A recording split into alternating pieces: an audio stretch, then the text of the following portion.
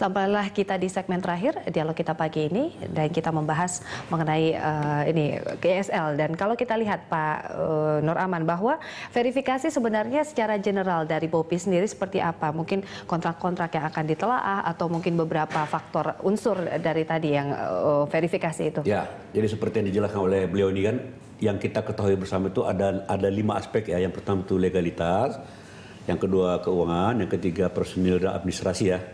Keuangan, kemudian kontrak tadi masih di dalamnya, termasuk yang kami prioritaskan itu adalah pemain asing, status pemain asing gitu. Dan nilai kita minta, ada lain-lain misalnya CSR, kemudian pembinaan usia muda, itu sebenarnya adalah suatu aturan-aturan atau kriteria yang harus dimiliki oleh klub-klub profesional di dunia, ya. Nah, tapi karena kemampuan di dalam negeri kita ini masih relatif terbatas, maka ada prioritas lah. Kita prioritaskan keuangan, kemudian tadi pajak, kemudian status pemain asing, lalu ditambah lagi dengan ya kontrak-kontrak tadi, termasuk ya kontrak-kontrak itu prioritas yang kita harapkan. Klub-klub ini mengetahui kewajibannya lah, walaupun saya yakin mereka udah tahu itu. Tapi kembali lagi, ya mungkin karena merasa terusik, ya kita cobalah.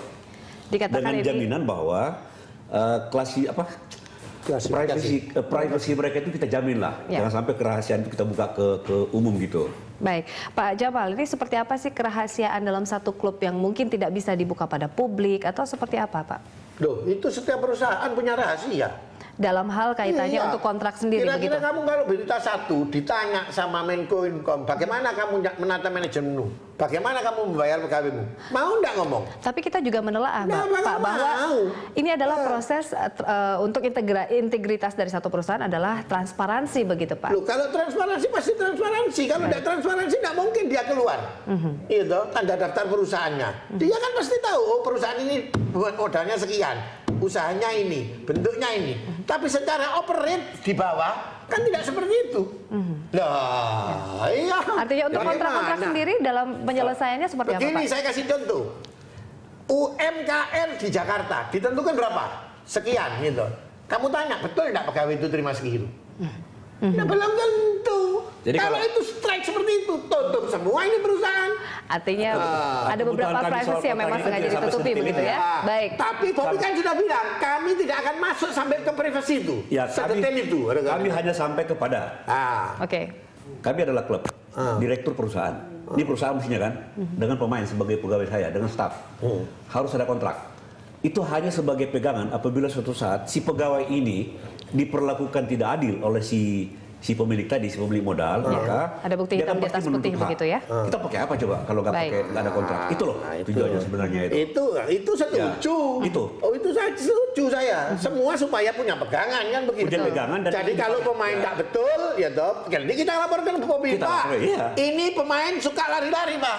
Hari ini ikut kita, besok ikut sana, lusa lagi ikut sana. Karena performanya peak terus. Lari-lari. Pak Jamal, ini kategori dikatakan satu klub itu dalam keadaan baik seperti apa, Pak? Tolak ukurnya? Tolak ukurnya, kalau klub itu dengan baik, ya dia tidak menunggak utang dengan pemainnya. Kedua, itu paling peak performanya. Nomor 2, dia diminati oleh masyarakat di sekitarnya. Manajemennya itu diminati. Jadi setiap klubnya bertanding, penontonnya banyak. Lah untuk membangun itu setengah mati non. Dari beberapa klub di ESL. 2013 itu FIFA turun kemari. Dia sampai mengatakan apa? Indonesia ini potensinya tinggi sekali. Bisa enggak ini diunifikasi sampai 2015? Pak Jamal, ini dari beberapa kita berusaha 2014 sudah selesai unifikasi. Dari beberapa kategori. Harus lebih bagus sebenarnya. Betul. Pak Jamal, dari beberapa kategori yang dikatakan tadi baik, mungkin ada unsur-unsur di dalamnya begitu ya, persyaratan sebagai klub yang kategori baik. Ini sudah berapa persen klub di Indonesia yang memenuhi syarat seperti itu? Sekarang ini sudah 18. 18 semuanya dalam kategori baik begitu ya, Pak? Sudah memenuhi syarat itu ya, toh. Itu secara kuantitatif. Kualitatif itu nilai lagi. Kualitatif itu ini kan sekarang ini karena BOPI minta data itu. Tadi kan sudah dijawab, sudah 60%. Insya Allah minggu depan 70%. 70 itu kalau nilainya anak sekolah sudah memenuhi syarat, tidak perlu dirapatkan lagi di yudisium gitu loh. Ini kan harus ada toleransi. Ini hiburan masyarakat. Ditunggu oleh rakyat. Dan ini kan berkontribusi juga pada pembangunan dari atau integritas dari satu klub itu sendiri, Pak. Kalau dikatakan baik, artinya manajemennya juga baik. Anda suruh, karena kalau integritas kita naik, penonton kita gabung semua. Kita baik, Pak Nur Aman ingin menanggapi. Tadi klub yang tidak nunggak utang. Betul. Pemain dibayar gaji dengan bagus. Kemudian pemain juga meningkat kesejahteraannya sehingga dia berlatih juga punya kebanggaan. Lama-lama dia menjadi pemain yang marketable, bisa dijual. Sehingga klub itu benar-benar bisa menjadi hidup, kan gitu ya. Kalau bicara klub berarti kan owner. Mari kita lihatlah di negara-negara lainnya seperti di Spanyol, tapi mungkin kita masih terlalu jauh.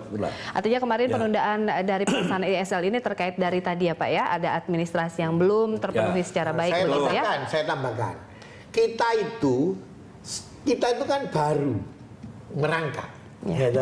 Ini harusnya kan, ini kan negara membina, ya toh. Dengan membina ini, satu sudah betul tadi Bobby, jangan sampai ada pemain terlantar, terus mereka tidak terbayar gajinya. Setuju, ya. Tapi juga pikirkan perusahaan yang namanya klub ini, jangan pegawai dipikir, klubnya tidak dipikir. Kalau ini mati mandat, ini bambung semua. Baik, harus bersinergi ya Pak ya. Baik, ini kita harus akhiri perbincangan pagi ini. Solving problem terakhir seperti apa Pak Jamal? Ya sudah, saya berkeyakinan 4 April kita putar. Ya, pasti akan terlaksana ya. Sampai hari ini sudah 60%, berarti minggu depan paling tidak 70%.